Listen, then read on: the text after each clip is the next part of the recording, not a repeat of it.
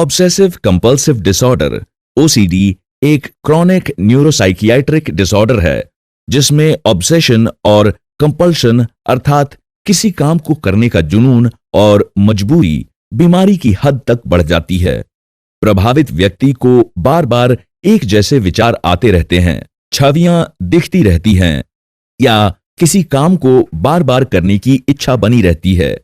ये सभी विचार अक्सर अतिरेक युक्त और परेशान करने वाले होते हैं। ये विचार व्यक्ति को गहराई से प्रभावित करते हैं और चिंता तथा तनाव का कारण बनते हैं। प्रभावित व्यक्ति इन विचारों से बचने की कोशिश करता है और इन विचारों को किसी दूसरे विचार या क्रिया द्वारा दबाने की कोशिश करता है, जिसे कंपल्शन का नाम दिया जाता है। ओसीडी के संभावित कारणों को समझने के लिए जैविक, संज्ञानात्मक और व्यवहार संबंधी सिद्धांतों सहित कई सिद्धांत दिए गए हैं।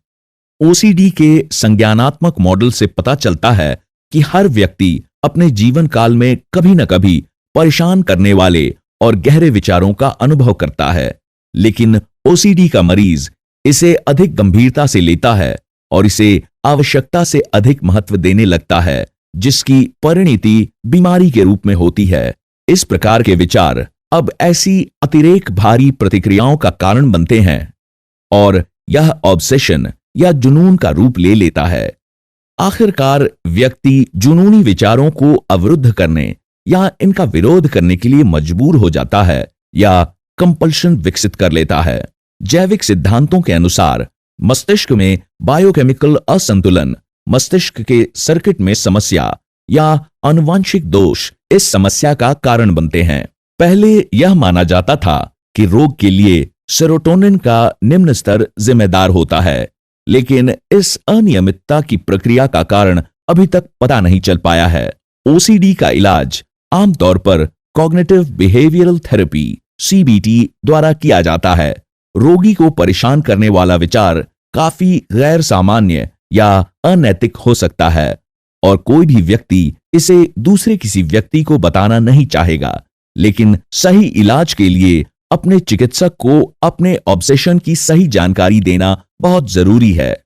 रोग कितना गंभीर है और यह अमुक व्यक्ति के रोजमर्रा के जीवन को कैसे और कितना प्रभावित कर रहा है, उस आधार पर इसके इलाज की योजना बनाई जाती है। ओसीडी के लक्षण निम्न हैं। ऑब्सेशन विचारों, शब्दों, चित्रों और आवाजों के रूप में आ सकते हैं। उदाहरण के लिए गंदगी, कीटाणुओं, धूल, चिपचिपे पदार्थों, पर्यावरण विषाक्त पदार्थों आदि से संक्रमण या गंदे हो जाने का डर, दैनिक गतिविधियों के बारे में संदेह, जैसे कि दरवाजा बंद है या नहीं, गैस की घुंडी बंद है या नहीं, सेक्स से संबंधित विचार, चित्र या इच्छाएं, नुकसान पहुंचाने की इच्छा, स्वयं या अन्य को नुकसान पहुंचाने की तीव्र इच्छा सहित, और धर्म संबंधी जैसे ईश निंदा के विचार अर्थात भगवान को भला बुरा कहने की प्रवृत्ति। समरूपता, किसी विशेष क्रम में वस्तुओं की व्यवस्था करने की आवश्यकता, कोई बीमारी जैसे एड्स, कैंसर, हेपेटाइटिस होने का डर। जमाखोरी, कंपल्शन के उदाहरण हैं धुलाई और सफाई करते रहना, बार बार चेक करना, उदाहरण के लिए दरवाजे के ताले, बिजली के आउटलेट, गैस की घुंडी। दोहराव, जैसे पैसे गिनना, खातों को ट्रैक करना, बार बार लिखना, बार बार पढ़ना। बेकार वस्तुओं जैसे पुराने समाचार पत्रों, पत्रिकाओं, पेन, बोतल को जमा करते रहना। मानसिक रिचुअल या कंपल्शन जैसे प्रार्थना, गिनती, विपरीत सोच।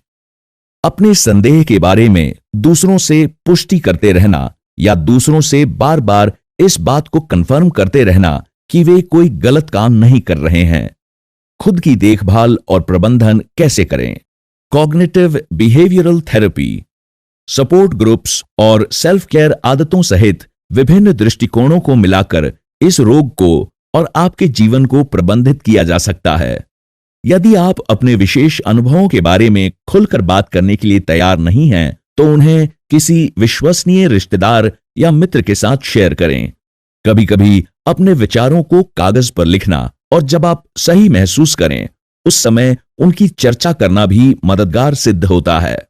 ऑब्सेसिव कंपल्सिव डिसऑर्डरों के बारे में सीखना और इसके उपचार के तरीकों के बारे में जानकारी प्राप्त करना आपके लिए न केवल प्रेरणास्पद होगा, बल्कि यह आपको इलाज के विकल्प चुनने में भी मदद करेगा। काम, किसी अभिरुचि या अन्य गतिविधियों में व्यस्त रहकर मन को जुनून और कंपल्शन से दूर रखा जा सकता है। संतुलित आहार लेने और पर्याप्त नींद लेने जैसी अच्छी और स्वस्थ जीवन शैली आदतों का पालन करने से इलाज पर सकारात्मक प्रभाव पड़ सकता है। व्यायाम करने से न केवल स्वास्थ्य सही बना रहता है, बल्कि इससे आप खुद में मौजूद अतिरिक्त ऊर्जा को एक सही दिशा भी दे सकते हैं। योग, प्राणायाम और ध्यान जैसी रिलैक्स करने वाली तकनीकों का अभ्यास चिंता को कम करने में सहायक होता है। सहायता समूह की सदस्यता लें। इस प्रकार के समूह में आप अपने जैसे और लोगों को पाते हैं तथा आपको अकेलेपन की बजाय सुरक्षा और स्वीकृति का अनुभव होता है। ऑनलाइन सपोर्ट ग्रुप्स भी एक अच्छा विकल्प है। देखभाल करने वालों के लिए सलाह, परिवार, दोस्त, सहकर्मी आदि के लिए। यदि आपका भी कोई प्रियजन ओसीडी से ग्रस्त है तो उनके साथ धैर्य से पेश आएं और उनके लिए गलत धारणा ना बनाएं। इस रोग के बारे में और जानकारी जुटाने का प्रयास करें ताकि आप यह समझ सकें कि मरीज वास्तव में किन स्थितियों का सामना कर रहा है। व्यक्ति को उपचार तक पहुंच पाने में मदद करें और उन्हें चिकित्सा सहायता लेने के लिए प्रोत्साहित करें। यदि वे इसके लिए अनिच्छा दिखाएं तो उन्हें याद दिलाएं कि इलाज के दौरान आप जो शेयर करते हैं वह पूरी तरह से गोपनीय रहता है। आप उन्हें भावनात्मक सहारा देने के लिए इलाज के दौरान उनके साथ भी जा सकते हैं। इसके अलावा मरीज में हो रहे सुधारों के बारे में उसे बताकर आप उसे आगे बढ़ने के लिए प्रेरित कर सकते हैं। दोस्त या रिश्तेदार अक्सर अपने प्रियजनों के ओसीडी व्यवहार में साथ देने लग जाते हैं। एक बारगी देखने में यही लगता है कि रोगी की इच्छाओं को पूरा करना और उनके अनुसार चलना समस्या से बचने का आसान उपाय है। लेकिन अगर आप बार बार उनके कंपल्सिव व्यवहार में साथ देते हैं, जैसे कि उनके कहने पर बार बार ताला चेक करते हैं, तो एक प्रकार से आप उस विचार को उनके दिमाग में और गहराई से जमा रहे होते हैं। अगर आप किसी भी ओसीडी के मरीज का सहयोग कर रहे हैं तो साथ में खुद का ध्यान रखना ना भूलें।